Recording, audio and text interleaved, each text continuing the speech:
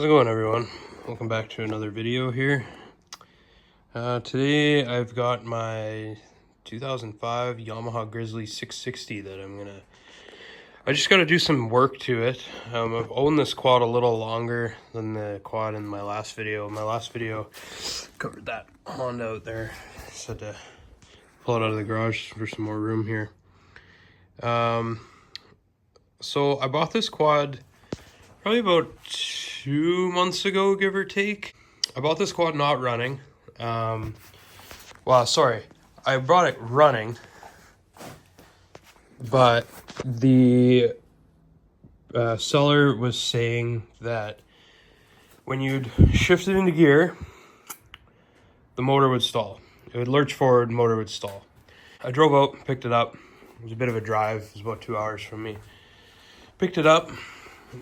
Started taking it apart, took the clutch cover off, and the seller had also mentioned that there was a new clutch installed not too long ago.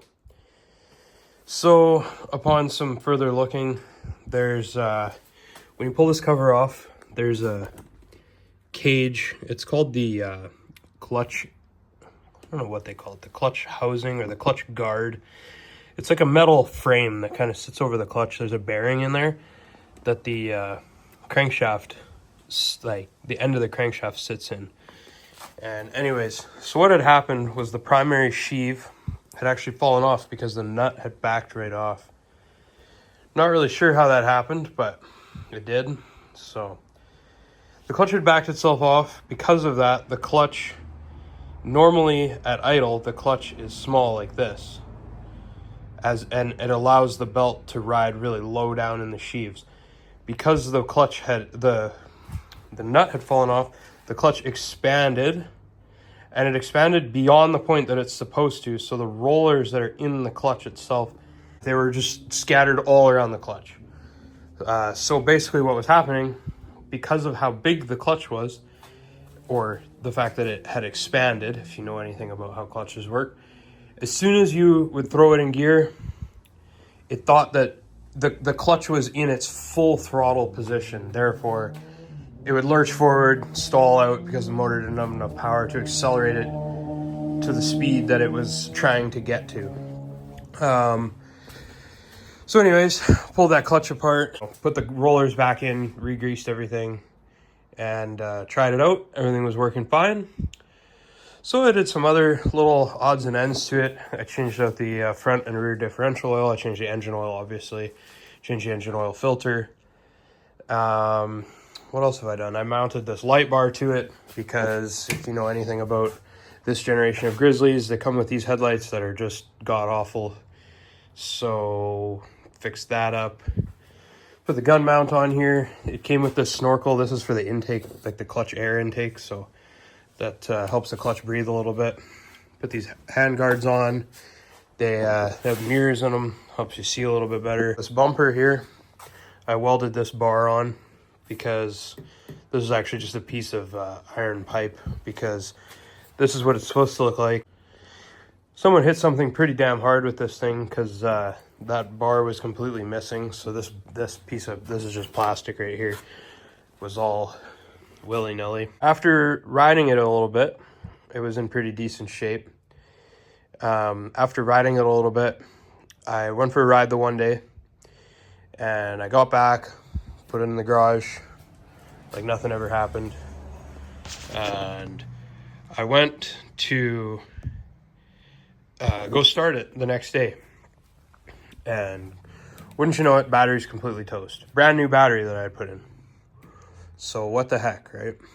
So I did some looking, and after some looking, I realized that my starter solenoid, which I can show you here, the starter solenoid on these machines is located right here. This is positive coming off the battery, and that's going straight to the starter. So what had happened was this solenoid, or the other solenoid that was previously in here, had stuck in the closed position, meaning it was continuing a circuit to the starter. So either that or the starter itself, I still am not fully sure. Don't know if I ever will be. Somehow it burnt out the starter, and the starter had a direct contact to ground. So the battery completely discharged itself. Like I measured like 1 volt or something crazy, which was wild because it was a brand new battery.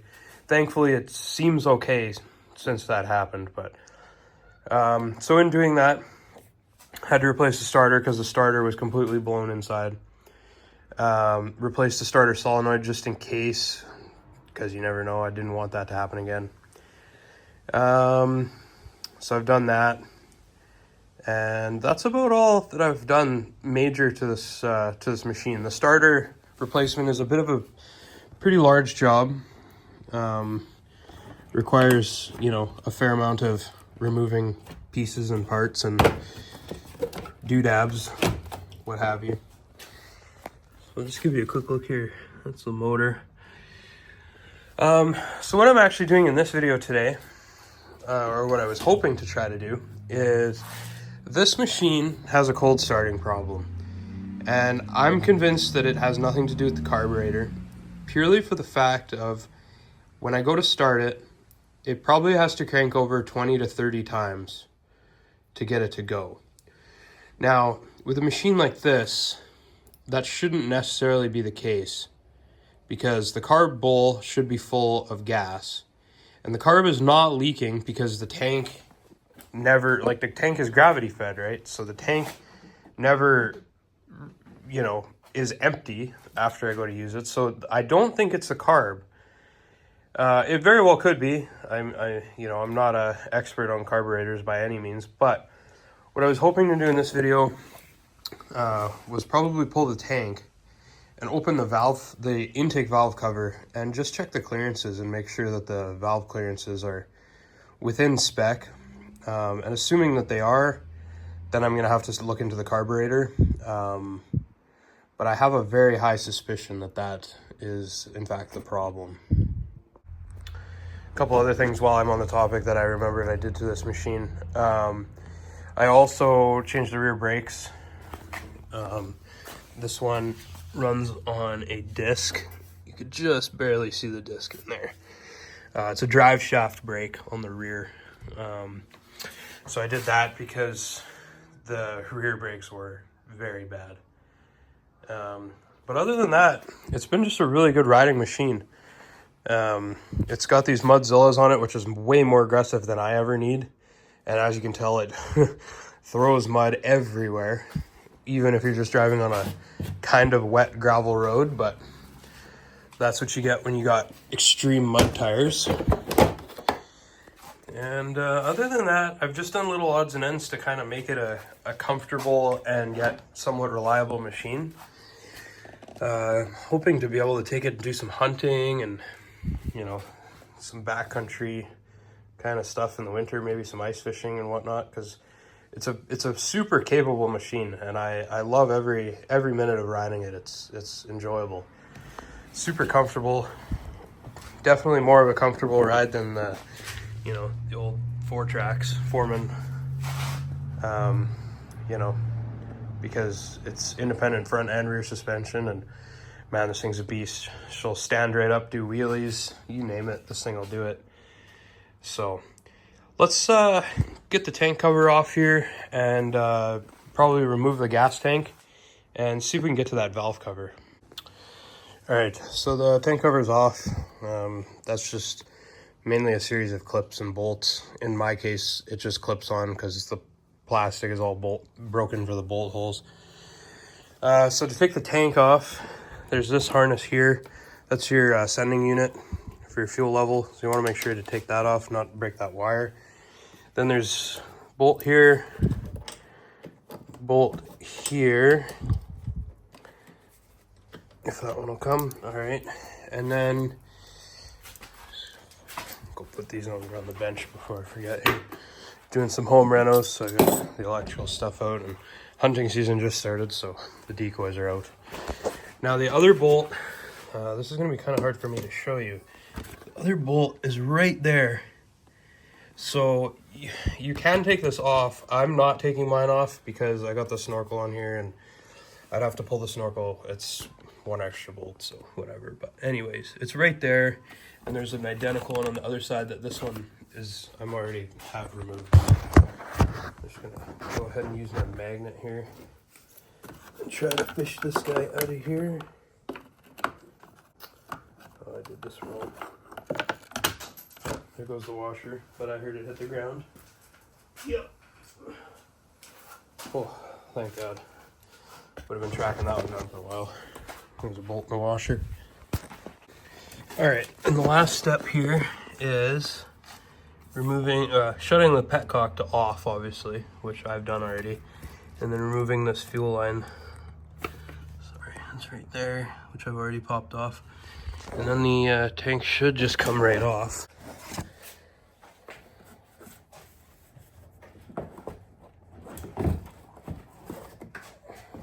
And there's that tank.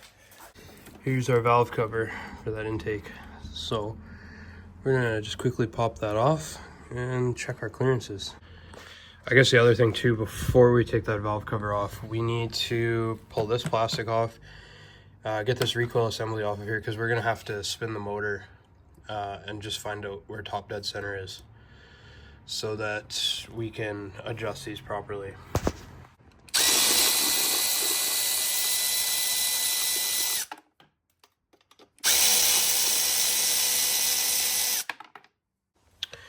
All right, 4 10mm bolts from here and around. There's your recoil. That just sits on here like this. When you pull it, that little cog engages, grabs onto the flywheel.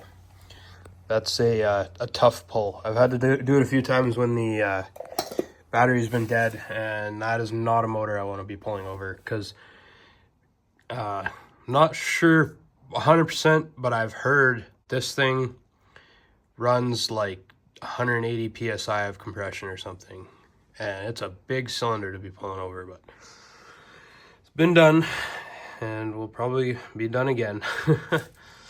So, but with this off, here's a better view of my new starter right in there.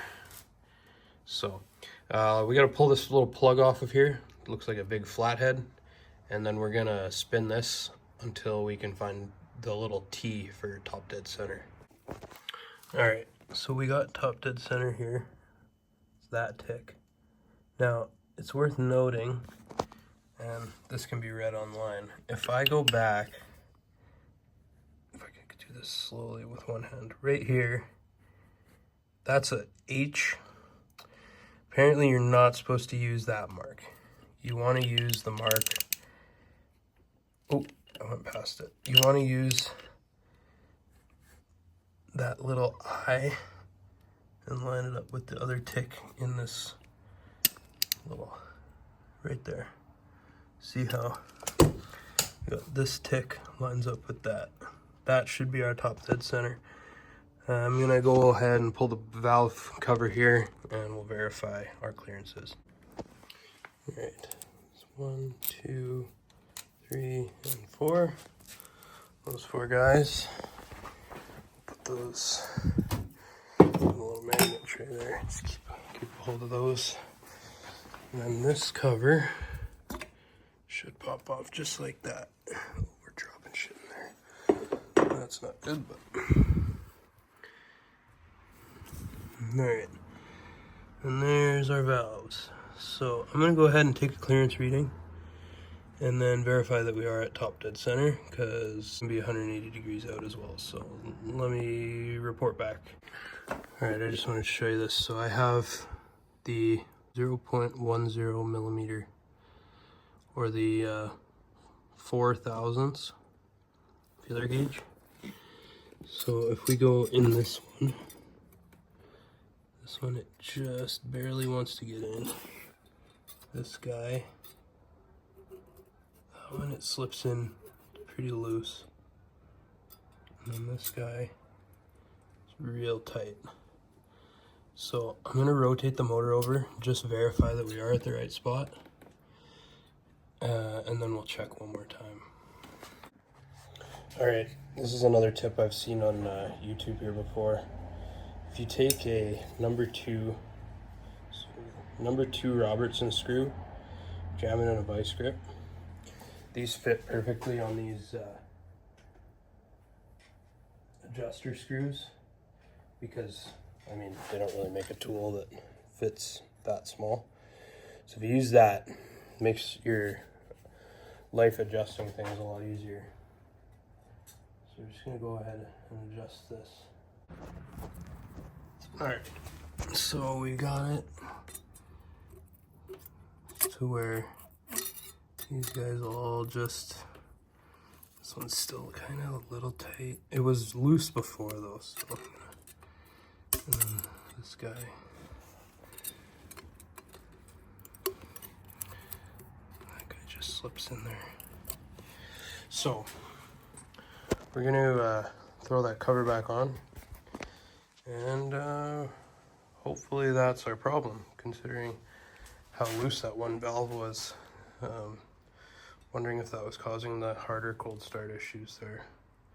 So we'll make sure everything's tightened up here, throw the cover back on, and see how it goes. All right, we've got the fuel tank back on. Got that little cover back on up here. So we'll turn this petcock. Mine is a little buggered. The little handle stripped itself off, so we use this crescent wrench and it works fine. Turn that to on, and then just gotta throw this plug back in here.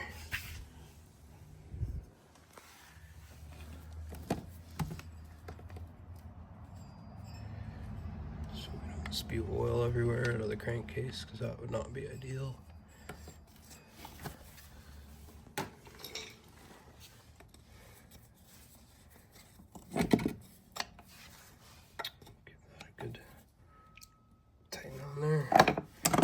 And now we are gonna go and try to fire it up, see if it starts up a little better than it has been. I should have done a comparison in this video to what it was like before to what it's like now, but we'll give it a try.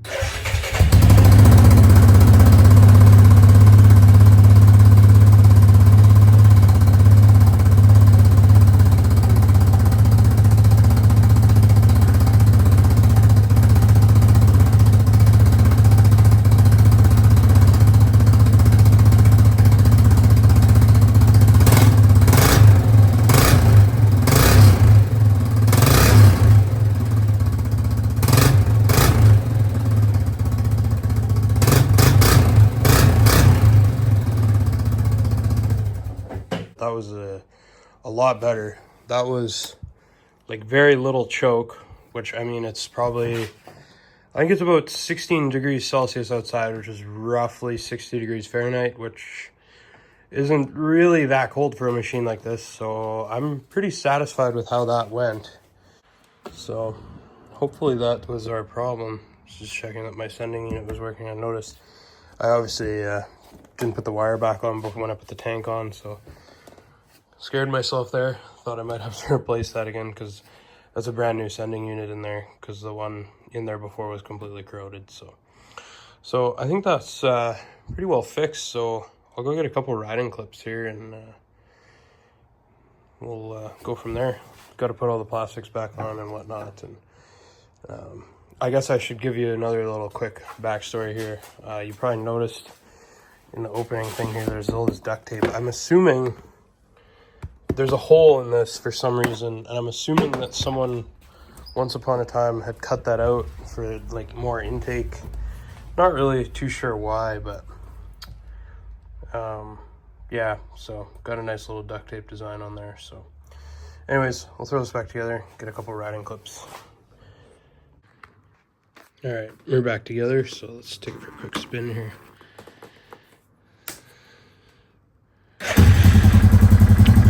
Oh, that's a lot nicer now.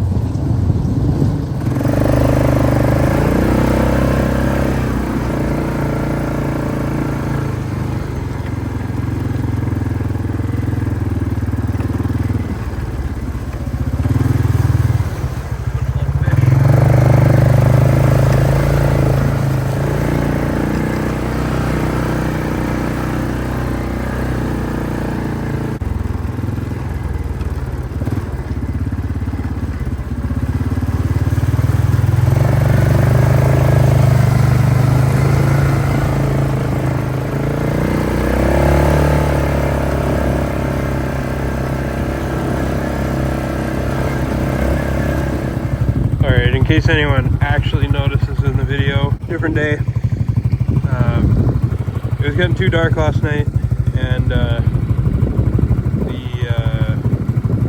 phone died. Therefore, I had no way to video. Good work, Nick. Anyways, I'll get some more roller clips here.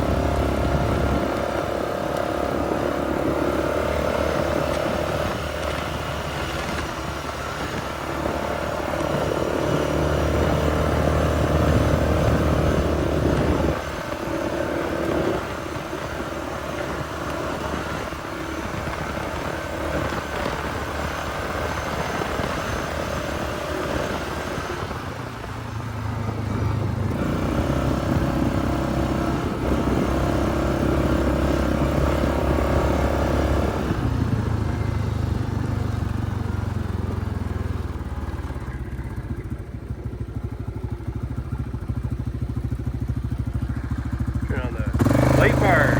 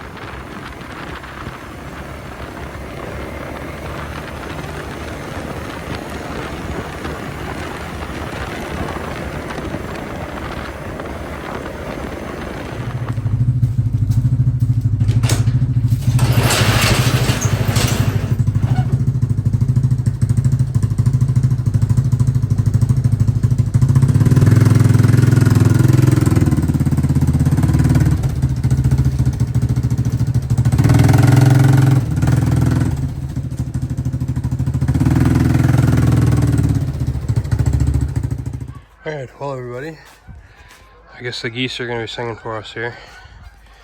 That concludes the video on my 2005 Grizzly 660. Hopefully it was entertaining. Hopefully I could teach you something. If anybody needs any advice in the comment section, I'm more than willing to give it. If you're working on a similar machine, identical machine, you name it.